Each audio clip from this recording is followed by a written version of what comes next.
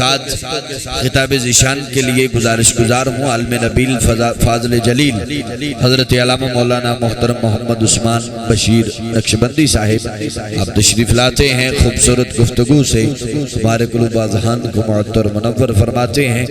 آپ احباب کنارہ بلند کیجئے، نعرہ تکبیر، دایاں ہاتھ بلند کر کے نعرہ تکبیر، دمہ ہتھن بلند کر کے نعرہ رسالت، نعرہ تحقیق، نعرہ حیدری، دربار عالیہ رواتڑا شریف، آستانہ عالیہ بابلی شریف۔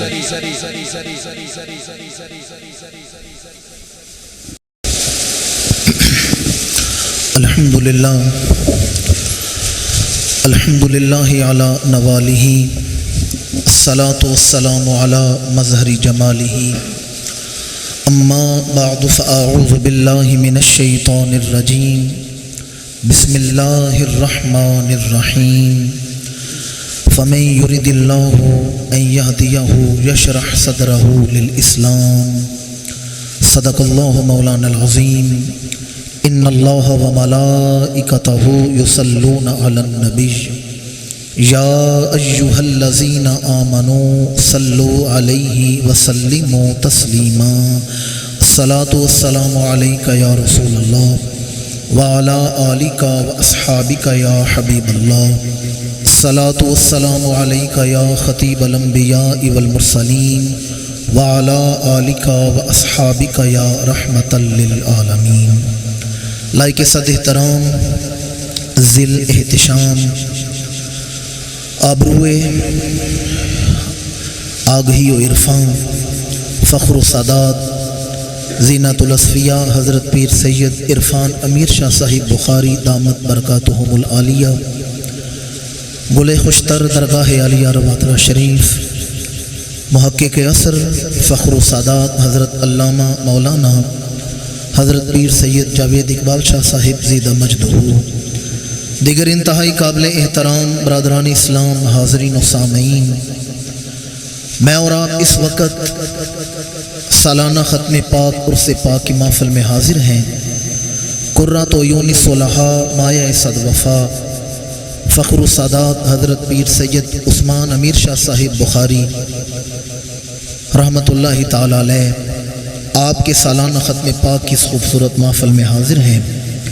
میں اور آپ اس وقت محفل میں صرف حاضر نہیں، نعت خوانی کر رہے ہیں، سن رہے ہیں، بلکہ ہم تو زینت الاصفیاء حضرت پیر سید بشیر حسین شاہ صاحب، حضرت پیر سید امیر حسین شاہ صاحب اور حضرت پیر سید لطفی علی شاہ صاحب رحمۃ اللہ تعالی علیہم اجمعین، ان تمام بزرگوں کی بارگاہوں میں ہدیہ تشکر ادا کرنے کے لیے حاضر ہوئے ہیں کہ یہ وہ خانقاہ، یہ وہ آستانہ ہے جو عرصہ 2100 سال سے عالم اسلام کی فکری، علمی اور روحانیت کی امامت کا حق ادا کر رہا ہے۔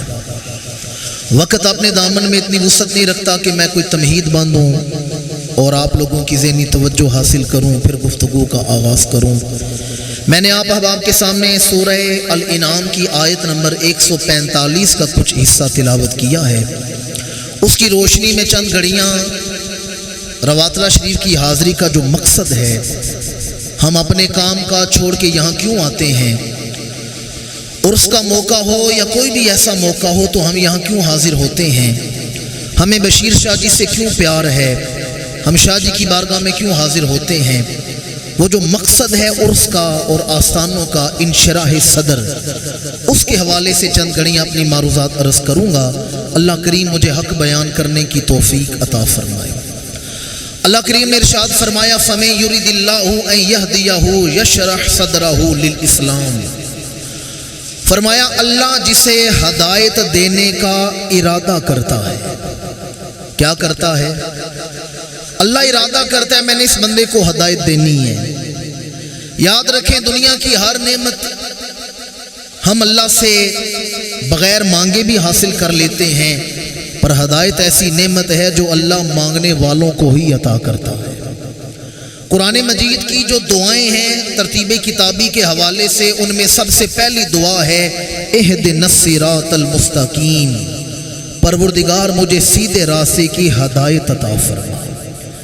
اولاد مانگنے کی دعا بعد میں ہے، رزق مانگنے کی دعا بعد میں ہے، شفا مانگنے کی دعا بعد میں ہے، ساری دعائیں بعد میں ہیں۔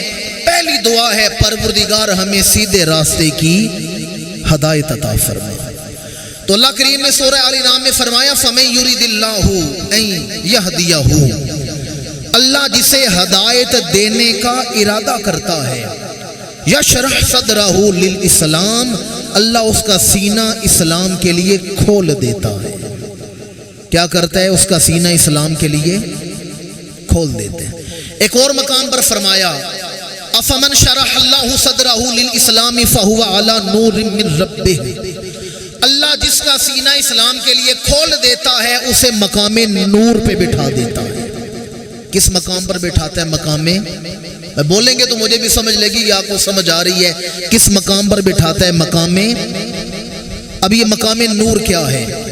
علامہ محمود آلوسی رحمۃ اللہ تعالی علیہ نے روح المعانی میں بیان کیا ہے، یرون الحق بنورہ ویرون من العرش الی تحت الثری، فرمایا اللہ جسے مقام نور پہ بٹھاتا ہے اس کی نظر کا عالم یہ ہے، وہ زمین کی طرف دیکھے تو زمین کی آخری تہ نظر آتی ہے، آسمان کی طرف دیکھے تو اللہ کا عرش نظر آتا ہے۔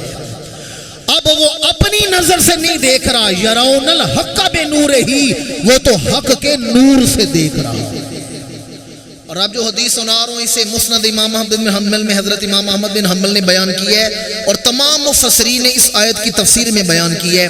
صحابہ کرام حضور کی بارگاہ میں حاضر ہیں، یا رسول اللہ ابھی آپ نے ہمیں کلام الہی سنایا ہے، اللہ جس کا سینہ اسلام کے لیے کھولتا ہے، جسے ہدایت دینا چاہتا ہے سینہ اس کا کھل جاتا ہے۔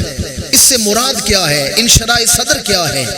امام الانبیاء نے فرمایا ان النور اذا قذف فی قلبہ وانشرح فانفسح، فرمایا اللہ اسے ایسا نور عطا فرماتا ہے اس کا سینہ بھی کھل جاتا ہے اور فصاحت کا نور اللہ اسے عطا فرما دیتا ہے۔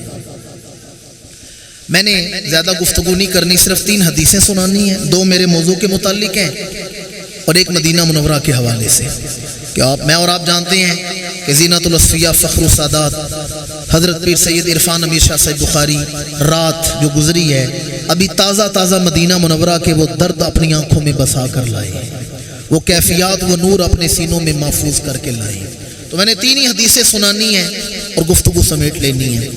پہلی حدیث جو سنا رہا ہوں، امام الانبیاء کی بارگاہ میں یمن کا ایک وفد آیا حضور کی بارگاہ میں، تو حضور کا معمول تھا جو لوگ حضور کی بارگاہ میں آتے تو حضور 3 دن اپنی خدمت میں رکھتے، اور 3 دن مہمان رکھنے کے بعد حضور الوداع فرماتے کہ وہ مدینہ منورہ میں رہیں، صحابہ کے معمولات دیکھیں، میرے صبح و شام کے معمولات دیکھیں اور دین سیکھ کے اپنے علاقوں کو جائیں۔